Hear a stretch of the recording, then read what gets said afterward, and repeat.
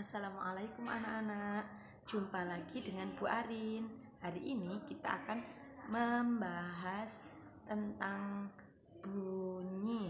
Karena kemarin kita sudah membahas tentang bunyi, Bu Arin mau melanjutkan lagi. Ya, pelajaran apa?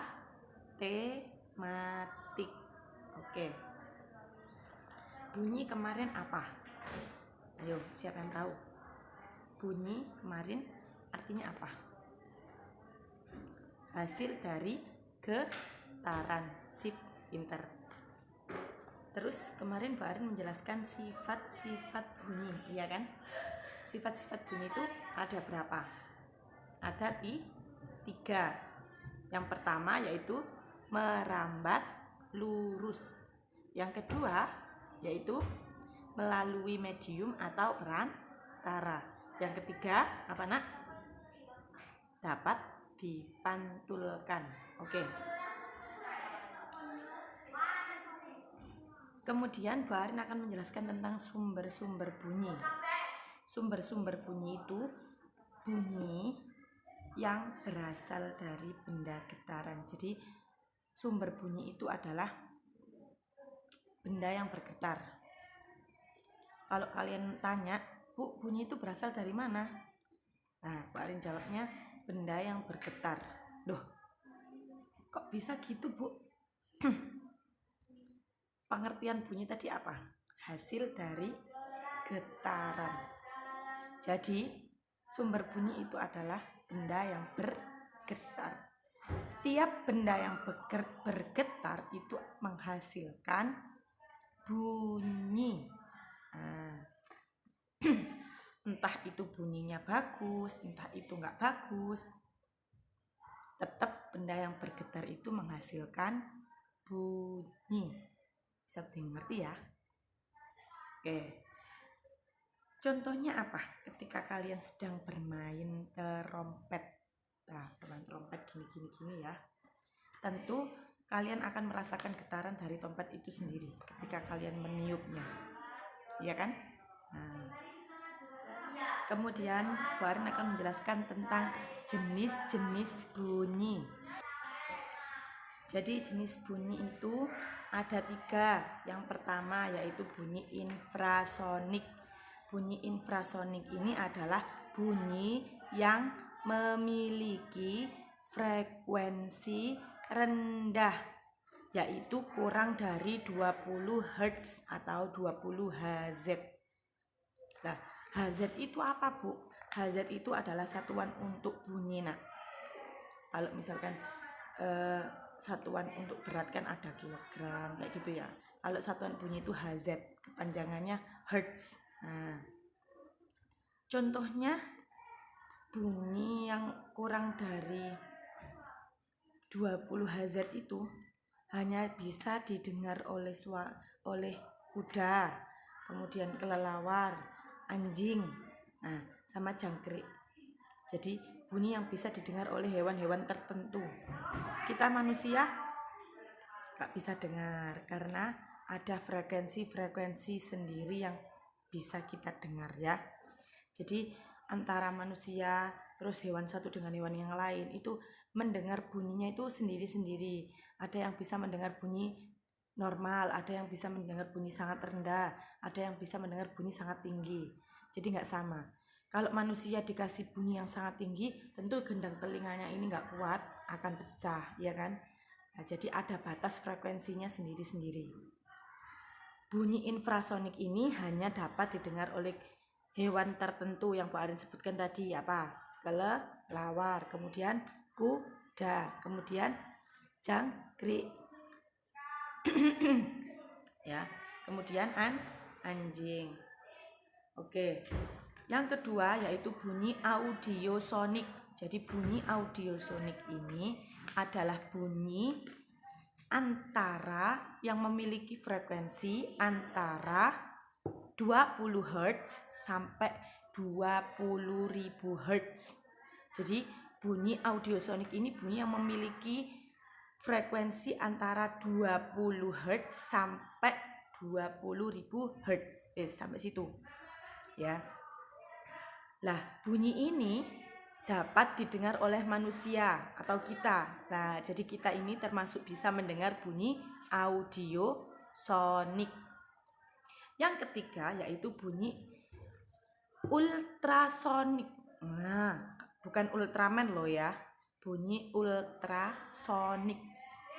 Bunyi ultrasonik ini adalah bunyi yang memiliki frekuensi lebih dari 20.000 Hz. Lebih dari 20.000 Hz. Bunyi ini hanya dapat didengar oleh lumba-lumba.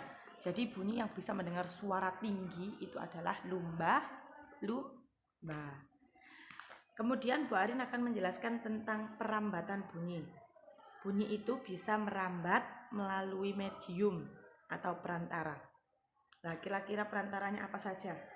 Bisa melalui udara, bisa melalui benda padat, bisa melalui benda cair.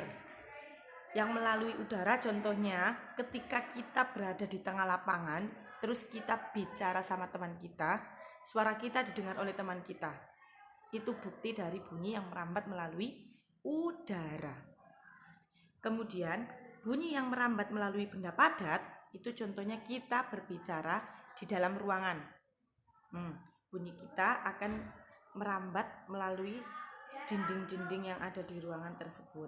Ya, oke. Yang ketiga yaitu melalui benda cair. Melalui benda cair ini ketika kita berbicara di dalam kolam renang atau mendengar suara-suara yang ada di dalam air. Nah, gitu ya.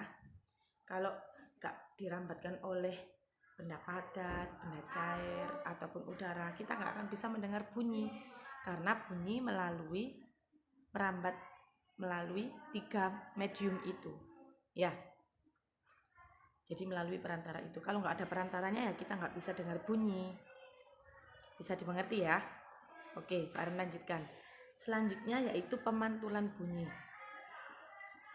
Bunyi dapat dipantulkan melalui benda padat juga bisa. Nah, pemantulan bunyi itu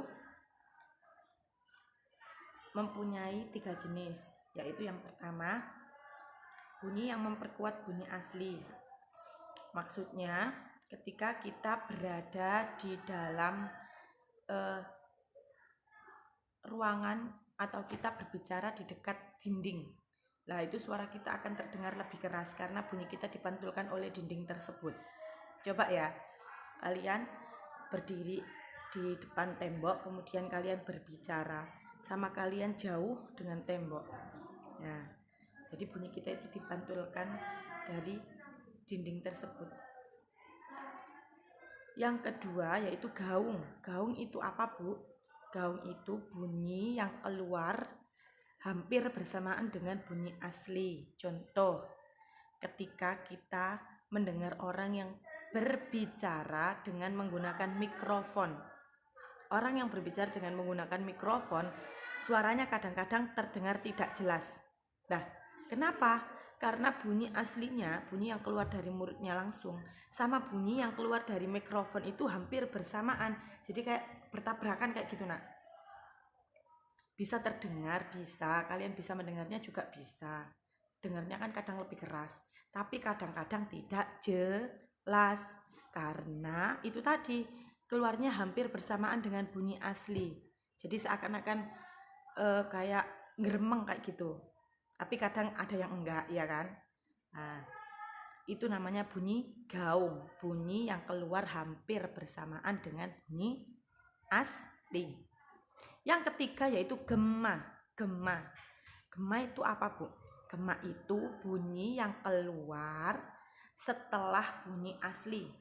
Contoh, ketika Bu Arin berada di dalam gua, Bu Arin berteriak minta air kayak gitu, pasti ada suara yang mengikuti suaranya Bu Arin. Air, ir lah. Bunyi yang terakhir itu namanya gema. Bunyi yang mengikuti atau yang keluar setelah bunyi asli kita.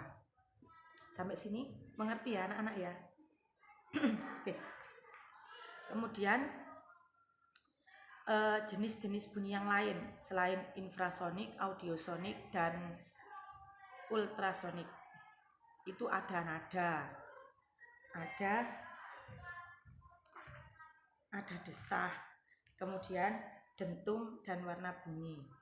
Jadi jenis bunyi yang lain yaitu nada, desah, dentum, dan warna bunyi. Yang terakhir Bu Arin mau menjelaskan tentang resonansi bunyi. Resonansi bunyi ini adalah peristiwa bergetarnya suatu benda karena ada benda lain yang bergetar. Jadi bergetarnya suatu benda karena ada benda lain yang bergetar. Nah, resonansi ini ada dua. Yang pertama yaitu resonansi yang menguntungkan. Jadi ada resonansi yang menguntungkan sama resonansi yang merugikan. Resonansi yang menguntungkan itu contohnya ketika kita bermain alat musik. Nah, suara alat musik yang keluar dari alat musik yang kita mainkan itu bisa terdengar indah di telinga orang lain. Lah, resonansi yang merugikan itu apa, Bu? Resonansi yang merugikan yaitu suara deru pesawat terbang. Suara deru pesawat terbang itu yang bisa mengakibatkan kaca pecah. Rugi kan? Jadi bunyi itu kayak gitu. Resonansi bunyi itu ada yang menguntungkan dan yang merugikan. Yang merugikan contohnya suara deru pesawat. Yang menguntungkan contohnya bunyi yang keluar dari alat musik. Oke, sampai di sini bisa dimengerti ya. Nah, Bu Arin akan menjelaskan lagi tentang keragaman budaya. Nah, tadi bunyi sudah, bunyi bisa keluar dari alat musik. Kira-kira alat musik itu sama semua apa beda? Kemarin Bu Arin sudah bilang ya, di masing-masing daerah itu mempunyai alat musik yang khas. Nah, bentuk dan bunyi yang dikeluarkan dari alat musik tersebut juga berbeda. Selain alat musik yang berbeda atau yang beragam, Indonesia juga mempunyai bahasa, tarian, pakaian, rumah adat yang berbeda-beda. Ada lagi Bu Arin lupa, makanan. Nah, jadi di Indonesia itu mempunyai banyak keberagaman, baik keberagaman budaya maupun keberagaman agama. Kan di Indonesia kan banyak agama ya, gak hanya Islam. Ada apa saja, Kristen, Konghucu, terus Katolik, Hindu, Buddha. Nah, banyak kan? Kemudian rumah-rumah di Indonesia itu enggak sama kayak yang kita lihat itu, enggak. Jadi ada rumah itu, coba kita lihat halaman 17. Coba amati gambar tersebut. Gambar ini. Nah, kalian bisa lihat di sini banyak rumah-rumah ya. Nah, ini adalah rumah-rumah yang ada di Indonesia. Kemudian bawahnya ini ada orang-orang yang menari, terus yang mengenakan pakaian adat yang berbeda-beda. Nah, ini adalah bukti dari keberagaman Indonesia. Mempunyai tarian yang berbeda, mempunyai keberagaman pakaian adat dan juga bentuk-bentuk dari rumah adat. Ya, bisa dimengerti ya. Jadi Indonesia itu mempunyai banyak keberagaman. Ini ada rumah adat, bentuknya sama apa beda? Coba kita amati dari masing-masing rumah yang ada di belakang ini. Tentu beda kan? Kemudian pakaian adat yang dikenakan oleh orang-orang yang ada di sini, sama apa beda? Sama. Beda. Kemudian ada orang yang menari, apakah tariannya ini sama? Beda. Itulah bukti dari keberagaman Indonesia. Ya, bisa dimengerti ya anak-anak ya. Selain pakaian, terus tarian adat, rumah adat, itu juga ada permainan tradisional. Nah, permainan tradisional itu masing-masing daerah juga mempunyai permainan tradisional sendiri-sendiri. Contoh ada benteng-bentengan. Kalian tahu benteng-bentengan? Siapa yang di daerahnya ada mainan benteng-bentengan, angkat tangan. Nah, Pasti ketawa-ketawa sendiri ya kan ya, yang pernah memainkannya. Seru apa seru? Seru kan? Karena apa? Kita bisa bermain dengan banyak teman. Terus kita bisa melestarikan budaya Indonesia juga. Ya kan? Karena itu kan permainan zaman dulu. Nah, gak kayak sekarang. Sekarang kalian kurangi permainan gadget, permainan HP atau game. Ada Mobile Legend, Bu. Mobile Legend itu lebih seru. Nah, lebih seru lagi kalau kalian main bareng teman-teman. Main apa contohnya? Lompat tali, main kelereng yang laki-laki bisa, main layang-layang. Nah, tapi berhubung kita sekarang berada di musim pandemi atau karena daerah kita sedang diserang virus yang namanya virus corona, kita harus tetap di rumah saja. Jadi meskipun di rumah saja kita bisa tetap bermain. Bermain apa? Bermain yang menyenangkan. Contohnya kalian bisa ambil sapu lidi. Ya, bisa dipraktekkan ya nanti ya. Ambil sapu lidi. Sapu lidi itu apa sih, Bu? Sapu yang terbuat dari kayu itu loh, Nak. Tahu ya? Sapu lidi. Nah, di dalam sapu lidi itu tentukan panjang dari kayunya itu enggak sama. Berbeda-beda.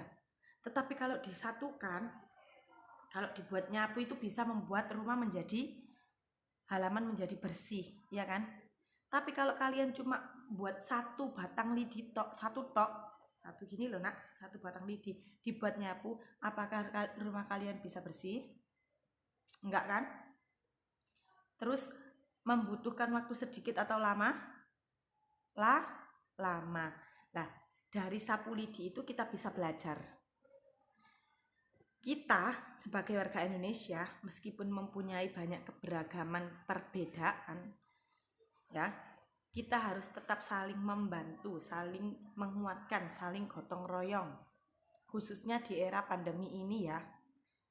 Nah, karena apa? Kalau kita saling gotong royong itu akan memudahkan pekerjaan, kemudian silaturahim juga terjalin dengan baik.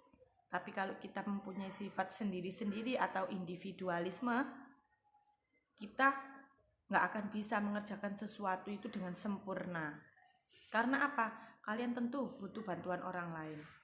Kalian makan, itu butuh petani untuk menanam padi, ya kan?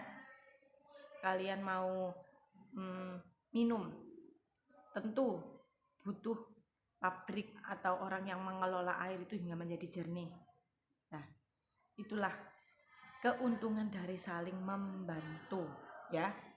Jadi kita meskipun di rumah aja, kita bisa tetap membantu orang lain yang sedang berada di luar sana. Contohnya dokter-dokter yang sedang menangani orang yang kena virus corona. Nah, cara membantu kita itu adalah dengan di rumah saja atau dengan belajar di rumah saja. Meskipun kita belajar di rumah, kita harus tetap semangat karena di luar sana banyak orang-orang yang nggak bisa belajar. Banyak anak-anak kecil yang di jalanan itu juga nggak bisa belajar. Jadi kalian harus bersyukur. Meskipun disuruh belajar di rumah, tetapi kalian masih bisa belajar. Bisa dimengerti ya? Oke, mungkin cukup ya pelajaran hari ini ya.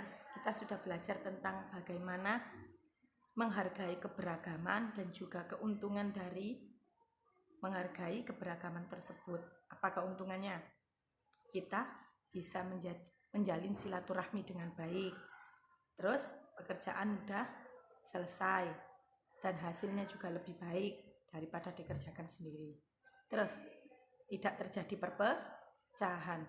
Bayangkan saja satu Indonesia kalau tidak ada sikap toleransi, tentu antara warga satu dengan warga yang lain saling berpecah belah. Karena apa? Tidak ada sikap saling menghargai, mau menang sendiri. Dan itu tidak boleh. Mengerti ya anak-anak ya?